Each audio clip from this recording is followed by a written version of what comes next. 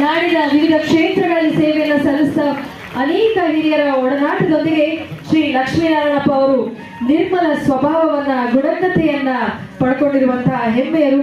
ವಜ್ರಪೂರ್ವ ಮಹೋತ್ಸವದ ಈ ಸುಸಂದರ್ಭದಲ್ಲಿ ಅವರ ನಿಸ್ವಾರ್ಥ ಸೇವೆ ಲೋಕಾರ್ಪಣೆಗೊಂಡಿದೆ. ದಯಮಾಡಿ ಅಭಿನಂದನಾ ಸಮಿತಿಯವರ ಸಹಾಯ ಇಲ್ಲದೆ ಹೋಗಿದ್ರೆ ಇಷ್ಟು ಕಡಿಮೆ ಅವಧಿಯಲ್ಲಿ ಈ ಪುಸ್ತಕ ನಮಗೆ ಬರೋದಕ್ಕೆ ಸಾಧ್ಯ ಆಗ್ತಿರಲಿಲ್ಲ, ಓದುಗರನ್ನ ಮುಟ್ಟೋದಕ್ಕೆ ಸಾಧ್ಯ ಆಗ್ತಿರಲಿಲ್ಲ. ತಮ್ಮೆಲ್ಲರ ಪ್ರೀತಿಯ ಚಪ್ಪಾಳೆ ಬರ್ತಾ ಇರಲಿ ಬಂಧುಗಳೇ.